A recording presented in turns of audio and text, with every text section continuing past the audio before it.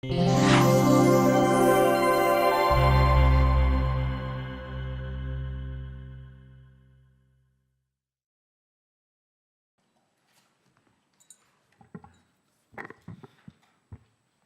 you. Most countries in the region, even far away, are involved in the Libyan conflict. Libya, historically speaking, has always been a ground for great power, competition, for rivalries, for international rivalries, and competing international economic and political interests. There is a global or even a philosophical conflict at all times between various ideas. The interests versus values, pragmatism versus idealism, utilitarianism, moral philosophy versus duty-based deontological philosophy, and how that plays out in the real world, even not within countries only, and not between countries, but within institutions, between national security interests, the pragmatic interests of the state as represented by military, defense, and intelligence institutions, and by, on the other side, foreign ministries and those who represent more diplomatic powers. In terms of the traditional Western powers, because Libya is definitely within, historically speaking, within the 20th century, in particular within the Western sphere of influence, the strategic and tactical interests are really based on stability. That stability involves dealing with whoever is in control on the ground, regardless of whether they're democratic or whether they fit in with the narrative or not. And at this moment in time in Libya, it's represented by the counterterrorism narrative and the migration narrative. The so-called value-driven institutions, or the idealist institutions, I like to call them, are the ones mostly responsible for democracy promotion. The neoliberal project in terms of values, neoliberalism through non-liberal means, neoliberalism through the military institutions in particular. There's an inherent contradiction in terms just there. Generally speaking, the international order that we're talking about now, created after the fall of the Ottoman Empire and after the end of World War II, created not just in the Arab world, but in the Third World, but in the Arab world, Arab nation states, the so-called Arab modern nation state, that did not reflect the demography on the ground of the different ethnicities and tribes that moved along the region. They only required the regimes in charge of these new artificial nation states to do two things: to integrate into the global economic order, which only means export of natural resources, not real productivity in terms of our part of the world. And the second thing is integrating into the global Westphalian international political order. That's all you need to do. And to do that, you maintain the territorial integrity of the state, and you maintain stability by any means. And any idea that comes up that tries to change the status quo, whether it's the pan-Islamist idea or whether it's the Arab nationalist idea or any other idea, must be quashed by any means necessary. So the 2011 revolution in Libya, it didn't change many things in terms of international economic interests. The same people that were there before are the same people that are there now. And at that time, I was pro the revolution and whatever, I took part in it and whatever, but the assessment was and the assumption was that a democratic system could replace Gaddafi and inherit his institutions, assuming that there were viable institutions of a modern nation state. So they fell into a trap of their own making. So they should have understood from the 20th century that many of these nation states and regimes and authoritarian regimes are there to maintain stability, but they are not actual nation states. So without that anchor of stability, without that force, the individual that maintains the monopoly on force and maintains the territorial integrity of the state by force, even by repression, once he's removed, it fragments into its natural reality. And the natural reality is highly localized. Everybody goes back to their geography, to their area, to their town, to their tribe. And that's exactly what happened. So we fragmented really based on geography, tribe, clan, and ideology. Historically speaking, our situation now is very similar to our situation 150 years ago. Semi-independent, local, socio-political, and military organizations based on towns and based on tribes or whatever. And the more interesting thing with regards to this particular talk is the fact that they all have their semi-independent international relations. Each area deals with whichever country it feels like dealing with, and these countries deal with them in turn because they are the reality on the ground.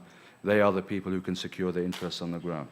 The state in Libya represents really the ability to extract oil, to partner with the international corporations under international law, and to receive the income. The state is then blackmailed for the income by the population. And the population has created armed groups. So these armed groups haven't come from space. They're not these gangs and militias that can just be eliminated. No, they're extensions of real social structures on the ground, which presents a real dilemma for the international system. The conspiracy theory with regards to 2011 is basically it's a conspiracy or organic. The organic one is that there was something from the bottom up, there was something that existed on the ground, and it was exploited afterwards. And the other way to say that it was created from abroad, that it was triggered from abroad, and then managed and exploited as well. The main thing is that the vision from Libyans, from our point of view at that time, was just to get rid of Gaddafi and nothing else. Get rid of Gaddafi and then take over his system, not realizing that the system was designed by him, for him, to be managed by him, and he was really the individual symbol of sovereignty. Individually managed monopoly on the use of force, individually managed the oil income and its distribution, and used parallel institutions and real institutions at the same time. Now, for young people, somebody who lived in an area and went out and fought, or somebody who came from abroad, who's 20 years old, 22 years old, okay, so the emotions got the better of him. But somebody who's 50 years old, in the opposition, politically aware, academics, diplomats, politicians, the international community, they should have known this. They had a responsibility to know this beforehand. So anyway, going back to the international community. Local actors, they linked up with an international community that was already keen to deal with them because everybody had their own fragmented agendas. In terms of the EU as a bloc has its support programs and mechanisms on border security and many other things. But in reality, what matters is the bilateral countries. What's France doing? What's Italy doing? What's the UK doing? Are they in agreement with each other? Are they in cooperation with each other? On many things they are. In terms of foreign ministries, as I said, value-driven institutions, they all support the political process, etc. What are their defense and intelligence institutions doing? That's a different question. On counterterrorism, for the most part, there's cooperation, but there's also a disagreement between the East, what's happening in the East, South, and West of Libya. France's strategy in Libya, for the most part, I would say that it's linked with a strategy in France, a strategy in Africa, particularly with maintaining stability in the Francophone region, the conflict in northern Mali, Niger, maintaining a balance of power with the Americans and the Chinese in Africa generally, cooperating but competing with AFRICOM in many places.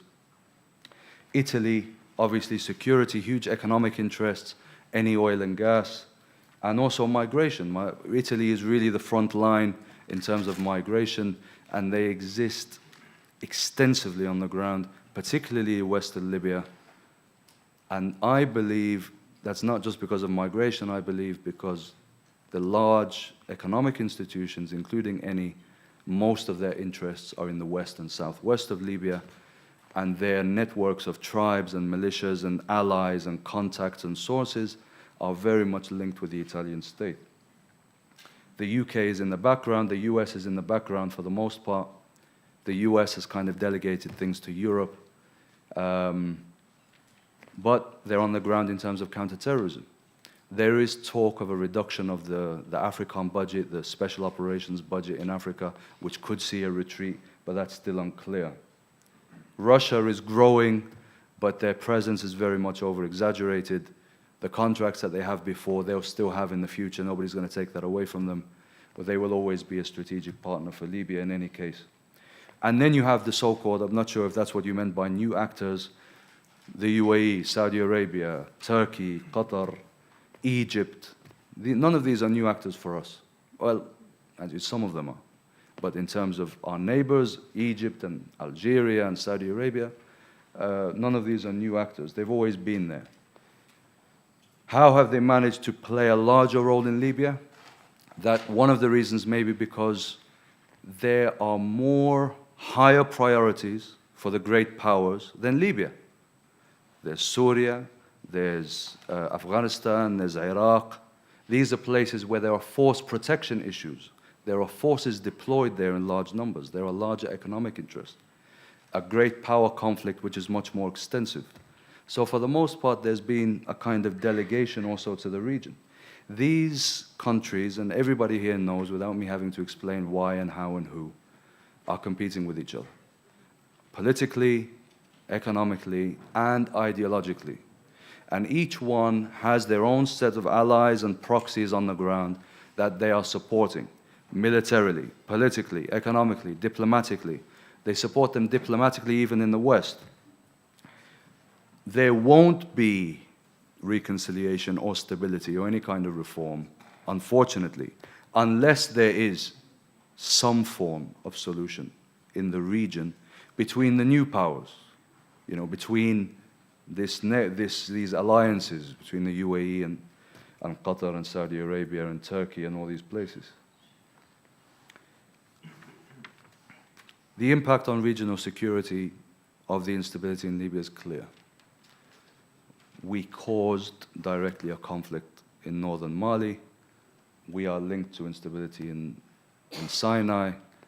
We're linked to the conflict in Syria, the growth of ISIS, the growth of Boko Haram, the growth and expansion of operations of AQIM, Al-Qaeda from Maghreb al-Islami. All of these things, and the migration issue, of course, are all a result of not just the Arab Spring, but the instability in Libya in particular. We had a huge number of weapons, around 23 million AK-47s alone, without other weapon systems. And the funny thing is when it comes to economic interests, it's you sell to whoever pays the most. So the people who are smuggling weapons to many kind of other terrorist organizations, no such thing as a terrorist organization. It's an insurgent organization that uses terrorism. So extremist terrorist organizations are people who are anti-Islamist because of the money, because of the old smuggling networks. So the strategy at this point in time is containment. The problem is that the results are already taking effect globally. Arab Spring intervention, instability, increased migration because of a lack of state capacity to control the borders and the sea borders has led to a rise in far-right politics in Europe, which will then have an effect and impact their foreign policy towards us and the region.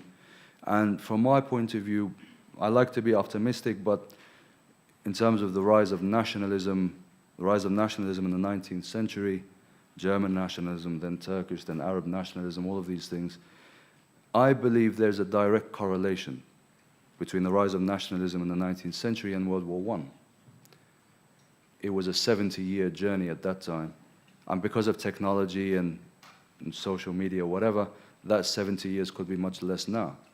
But, you know, it could be completely wrong. But it's an ideological conflict that it needs to be fought. It's not completely done with yet. It's not guaranteed that extremists will win or the far right will win. But generally speaking, these types of ideas developing over time usually lead to negative consequences.